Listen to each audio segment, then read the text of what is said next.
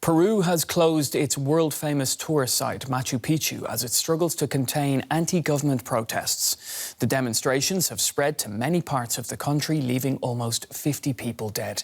The situation is tense in the capital, Lima, after protesters travelled from rural regions to demand the resignation of President Dina Boluarte. Dozens of people were injured in clashes with police on Friday. The unrest started in December, following the ousting of previous President Pedro Castilllo. Police in Lima raided a university campus where protesters were in large numbers, arresting hundreds in the process. Buses ferried the detainees to a police station. Tensions have flared for months as protesters demand the resignation of President Dina Boluarte. The former vice president took power after her predecessor, Pedro Castilllo, was ousted. Castillo was embroiled in corruption investigations and tried to dissolve Congress ahead of an impeachment vote. Authorities closed Peru's most iconic tourist destination, Machu Picchu, leaving hundreds of tourists temporarily stranded. Officials say the railway to the site had been damaged in multiple places. Much of the worst violence has taken place in rural regions. Many protesters see Pedro Castilllo, who has indigenous roots, as one of their own, standing against the urban elite. In the affluent Lima district of Miraflores, life is very different from that in the provinces. Not everyone has sympathy for the protesters. The problem is not Lima, but the regional governors or mayors. They're elected, and yet they do nothing with the money they're given. And they receive a lot of money. If you ask many of the people who are marching why they're out there, they don't know why. But for some protesters in the city center, it's about a broken political system. A tiny group of people hold the power, manage the state, manage the police, the armed forces, Congress, the chief prosecutor's office. They manage the judicial system. I think we're in a bad way, and that is why we're going out to fight. Outside Lima's police headquarters, a crowd demanded the release of detainees from the university raid.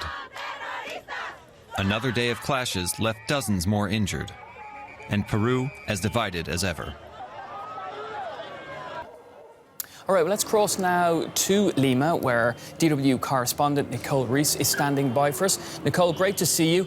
So it seems that the protests are much more than just about reinstating the former president.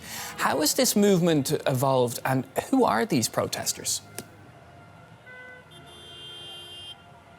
Well, as you just mentioned, people have traveled from the rural areas of the country here to Lima, and it's most people come from the south. Those you see in the background, for example, are people who come from these rural areas like Cusco, like Puno, like Arequipa, and the protests started there but have then shifted to the capital.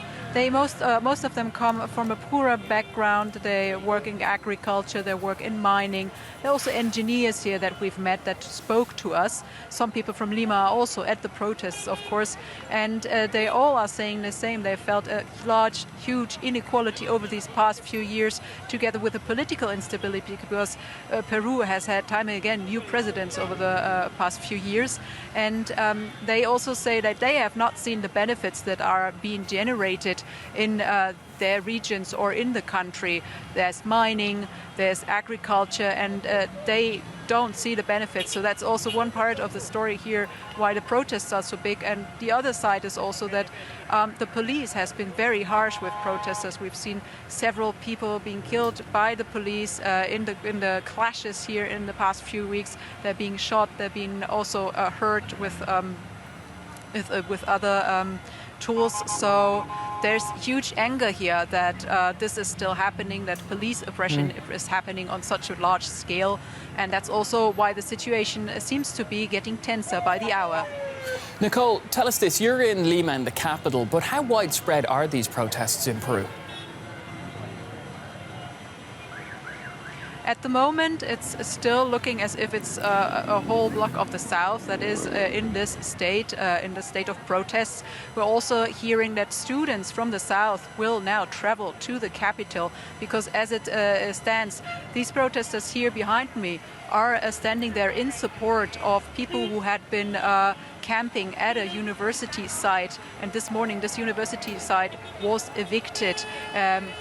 Police entered with a tank, they sprayed tear gas, and they detained around 200 people there. That's why protests probably will also be much bigger in the next few days, maybe, because students are also on their way now.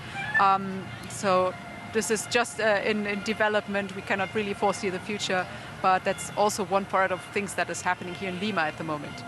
Thanks, Nicole. DW correspondent Nicole Rees in Lima.